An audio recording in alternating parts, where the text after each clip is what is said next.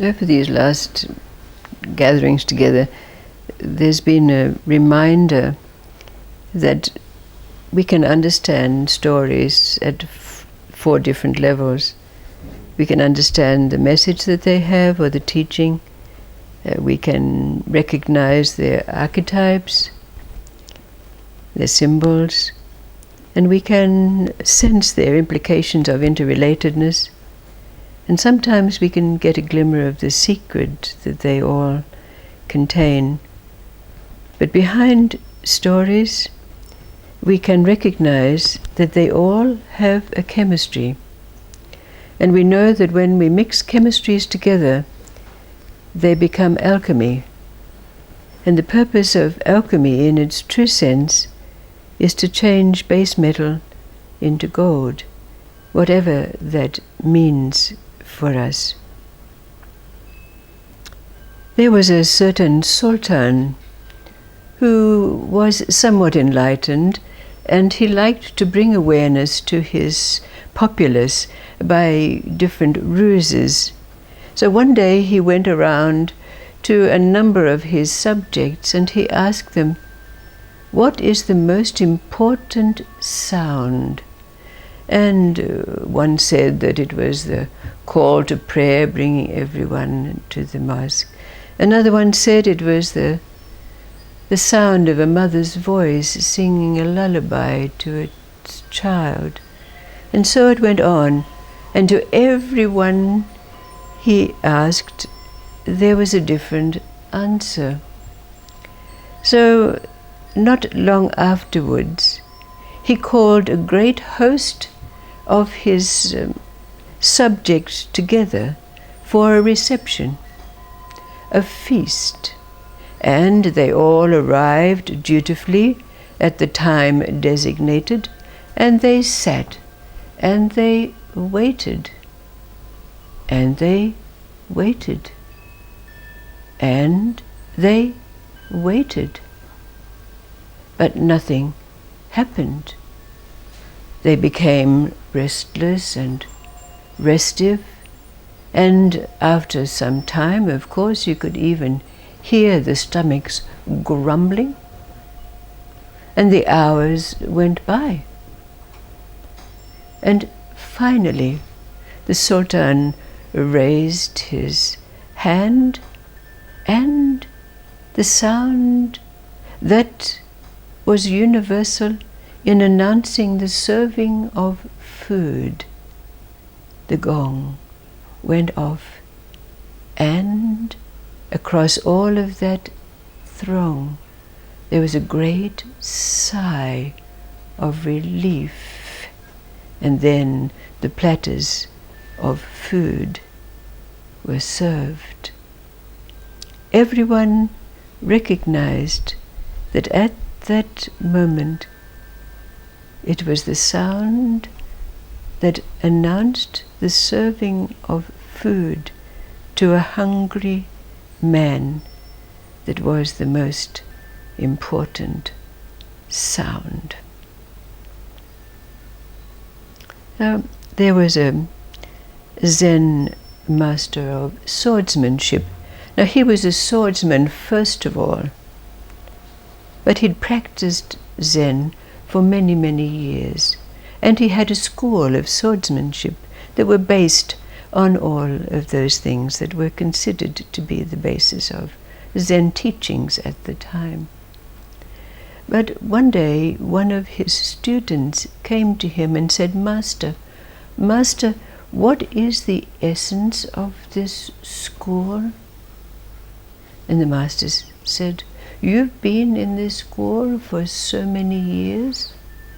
He said, Go to the temple and do not return until you get the answer to your question.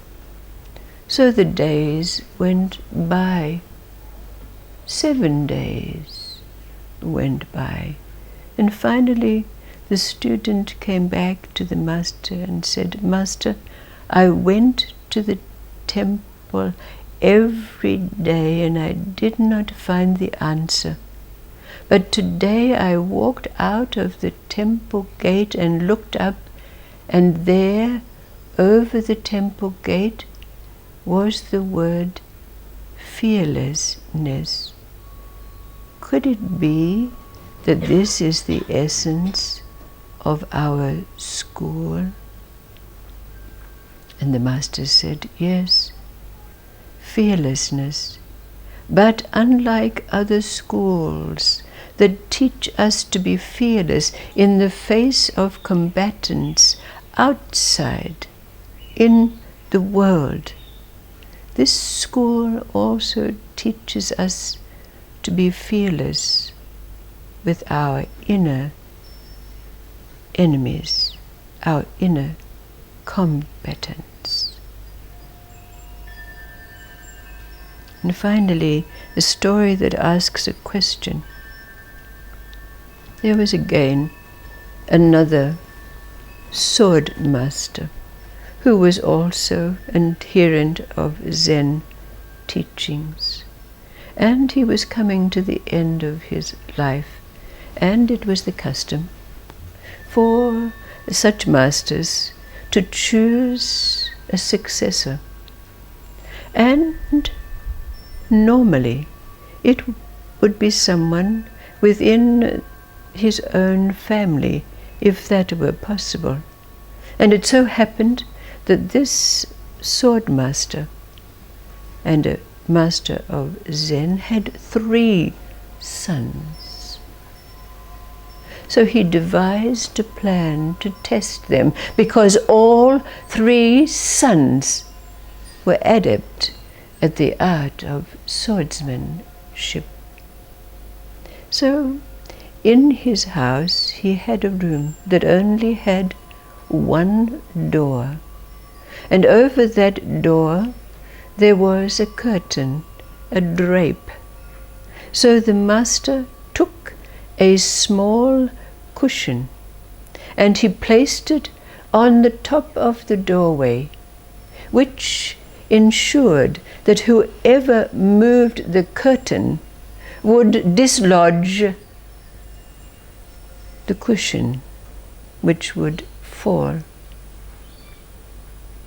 So the master called his eldest son to him, and the eldest son came to the doorway, saw the cushion, carefully took it down, entered the room, and replaced it in the location it had been.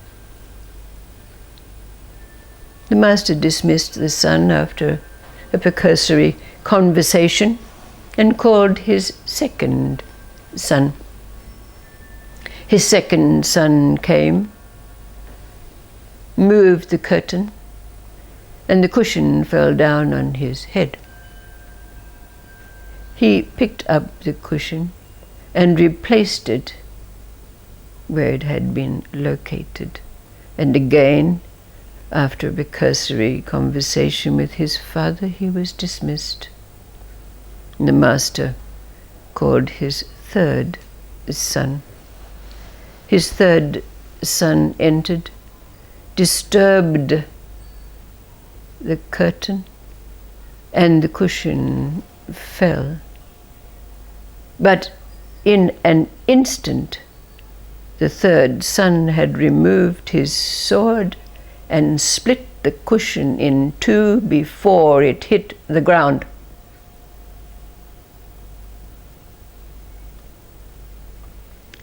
After a precursory conversation, he was dismissed. The question that's asked of you after putting these several stories with their chemistries together is, who did the master choose as his successor, and why?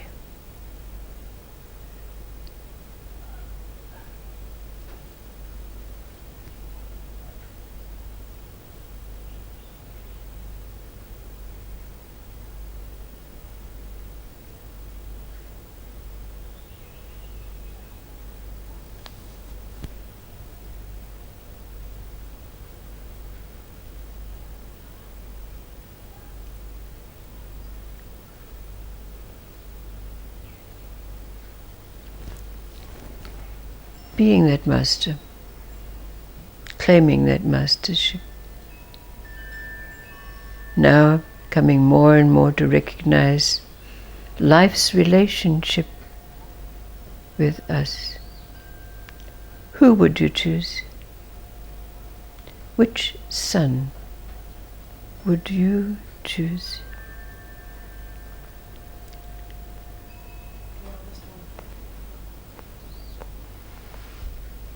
Why? Because he observed us. All right. All right. Absolutely right.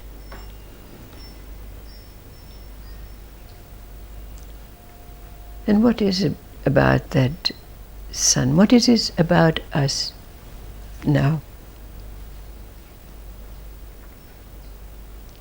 that enables us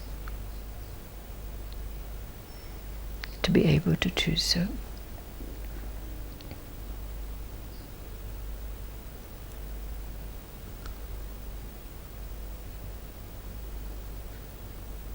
Brings the ability to not only understand stories at all levels, but all elements of life at all levels, because all elements of life contain those 4 levels.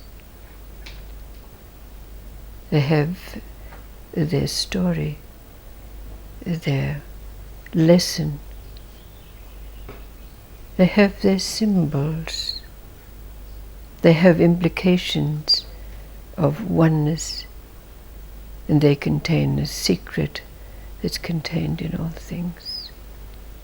What is it about us now that enables us to embrace all of these, to choose the first son?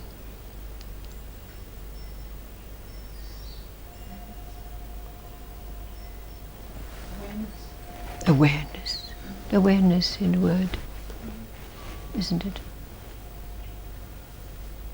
And doesn't that come before reaction?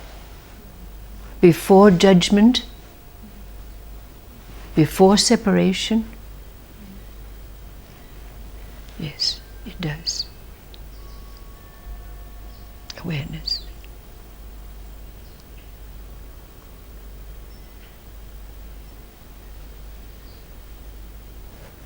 Thank you, thank you.